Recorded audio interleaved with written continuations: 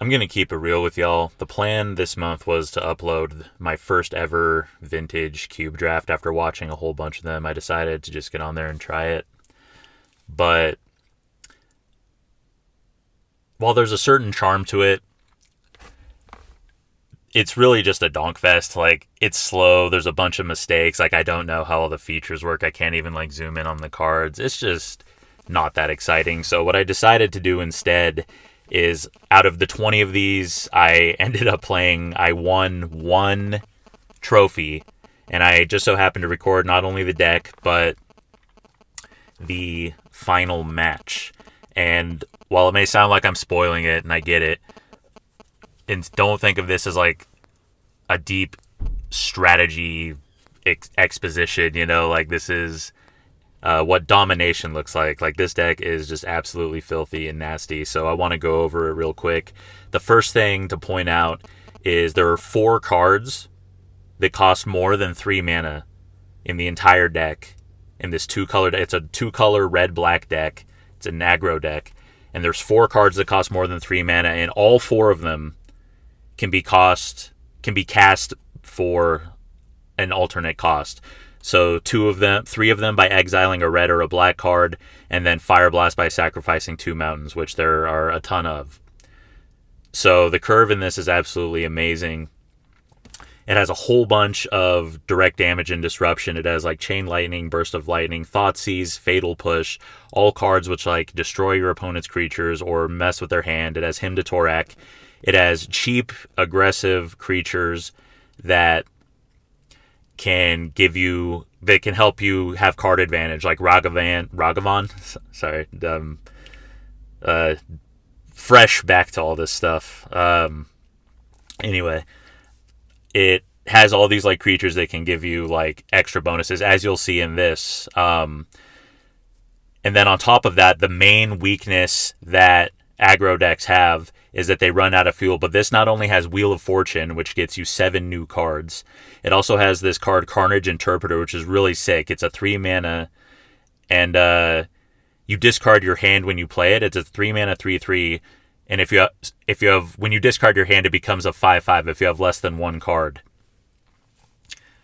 And in an aggro deck, usually by the time you play it, you don't have that many cards left anyway. But on top of that, he gives you 4 treasure tokens, I think they are, which basically you sacrifice it, you pay 2 and sacrifice it and draw a card.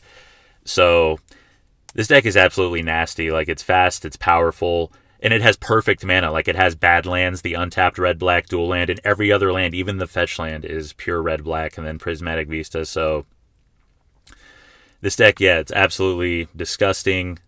2-color deck, and I'm going to showcase the final round. So let's get into it and talk the strategy, the little strategy that there was.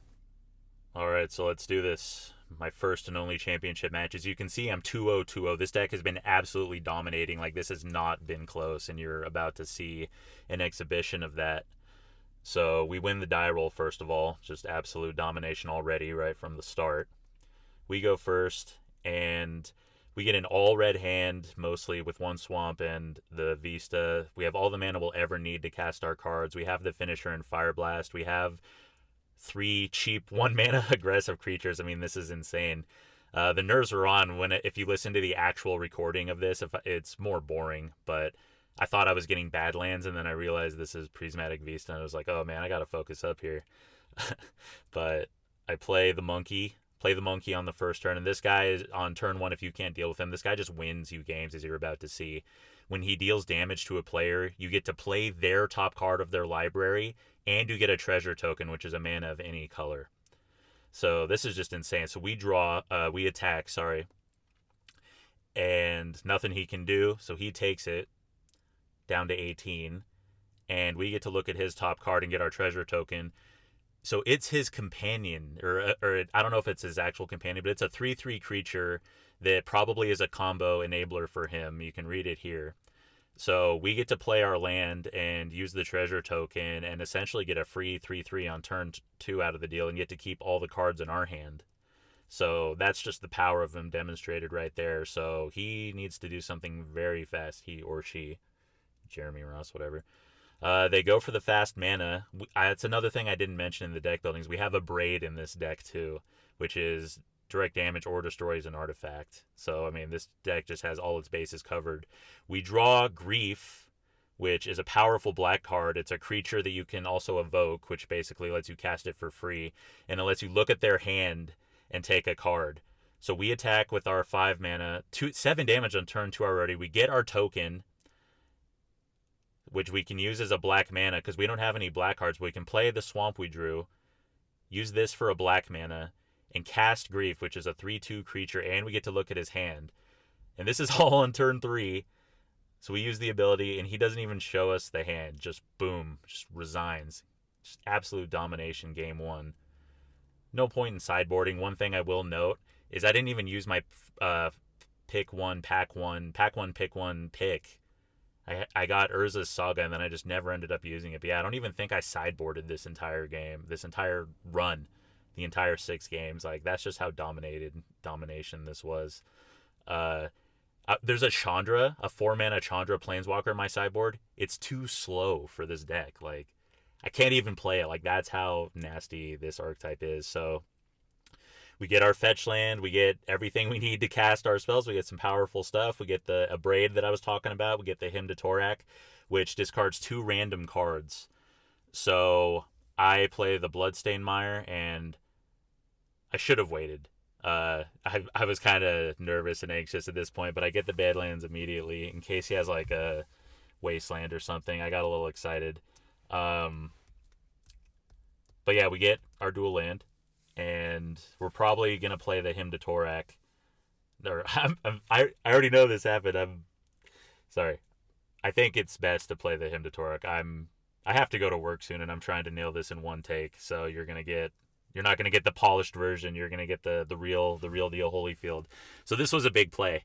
We use the Hymn to Torak, and it's 2 random cards. We get a Green Sun Zenith, which lets him search for any green creature, and we get Oko, which is one of the most powerful planeswalkers that he could have cast next turn. That's all you need to know. He plays a Trinket Mage, which is a 2/2 that lets him get an artifact, and he gets Skull Clamp, which lets you, if it's attached to a creature and it dies, you get to draw 2 cards. It's a big deal for card advantage. So I make a really aggressive play, even though it's just a vanilla 2/2.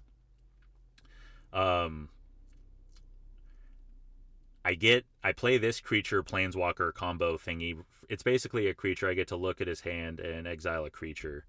So I decide to play that because he has 4 cards left. And you're going to see here that I look at his hand and there's no creatures. It's a bunch of artifacts, a land, and then that Skull Clamp. So I decide to make a very aggressive play here.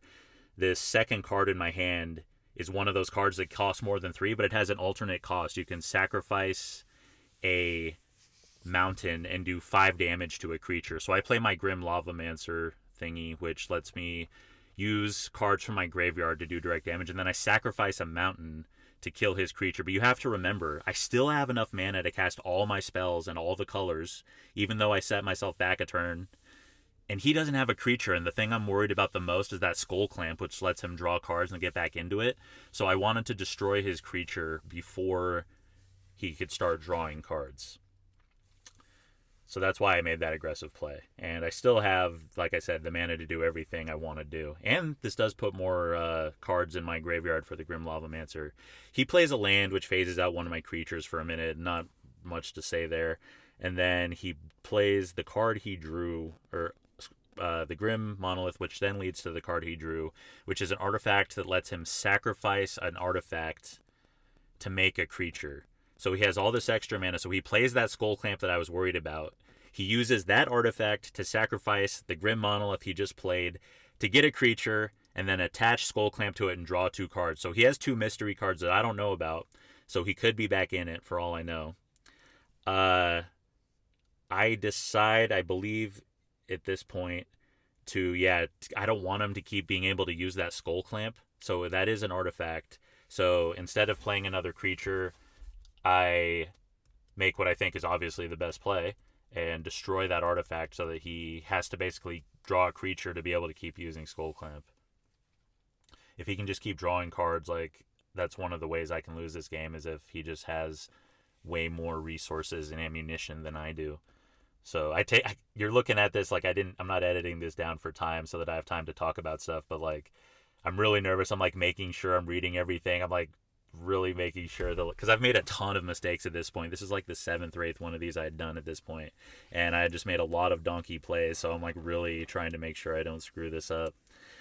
So I attack. He's down at 17. I have the Grim Llamamancer ready to go. He sacrifices one of his lands to draw a card. He's desperate. He's trying to get back into this.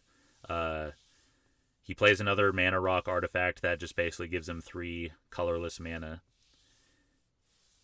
And I don't even do 2 to him at the end of my turn. What a lazy... Maybe I was saving ammo for if he plays something. I hope that's what I was doing. So I have a really interesting decision here. I have 2 things that cost 2. One's a 3/1 creature is basically what you need to know. And the other one looks at his hand and takes a card. I decide that it's time to put on the pressure. So I play the 3/1 instead of disrupting his hand. Because I think I know what a couple of the cards are at this point. But basically, I feel like if he had something, he would have played it with that mana rock.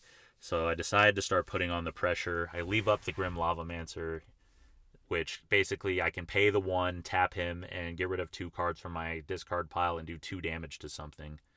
So hopefully I think I was saving ammunition, because if you don't have any cards in your graveyard, then you can't use his ability.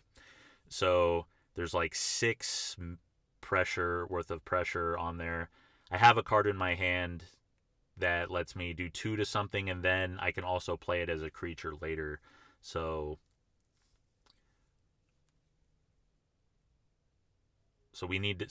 I'm basically trying to apply the pressure because I don't have anything that can replenish my hand at the moment. I do have some outs for that, but I want to start winning now, because if he starts playing big creatures, then in this current board state, there's nothing I can do.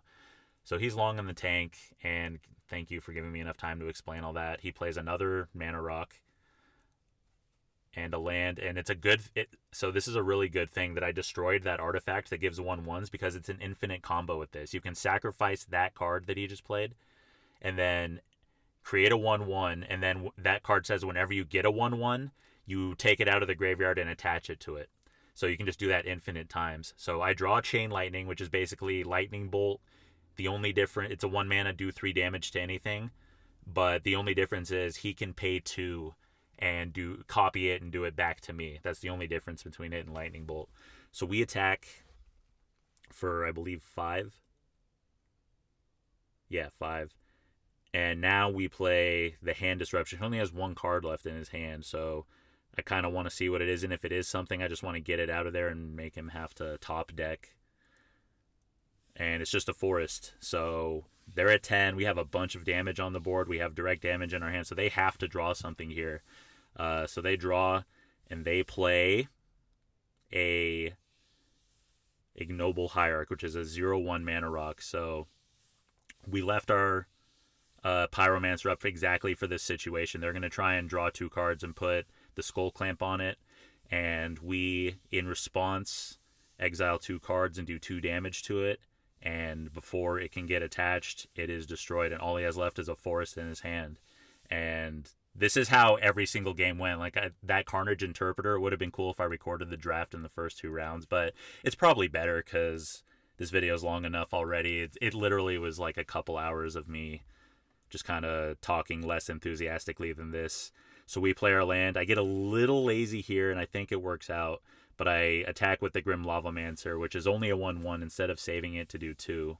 But he doesn't have anything, so he's going to take it. It ends up being 7 damage, and I can just Chain Lightning him to death. Instead of, the reason I'm not snap doing it is I remembered it had another ability, and I just wanted to make sure that it would still do 3, and if he copied it, mine would still go through. Because like I played with this card, in like the 90s as a kid, like I'd forget. And boom, there it is. I won my first and only trophy, 150 play points, which on the site has about $15 worth of value, and then a chest which has some random goodies. So yeah, this was a fun one. I'm happy with my cube season because of this deck. It's fun to dominate, and every other one did not go like this. I had a lot of O3s, I'll just put it that way. But you go through the bad so that you can get to the good. And I learned a lot, and I'm a lot better, and I'm excited to play more of these in the future. So if you made it this far, thank you for listening, and have a good day. Peace. Oh, actually, one last thing I just wanted to throw in real quick. I'm opening packs of cards daily, including magic packs, on this channel. So if you want to see that, and I'm giving them away. Like, literally all I have to do is leave a comment. I'm giving them away to random people. I just do it for fun, and I like making videos, and I'm going to try and do it more. And something I can do every day is open a pack, and that's been fun for me, and it's cool to give back to the people who invest their time and energy into watching the stuff I put out. So yeah, if you're into that, go ahead and check that on out. And otherwise, have a good day again, unless I think of something else to say. Oh, wait, one more thing. No, I'm just kidding. I don't actually have anything to say.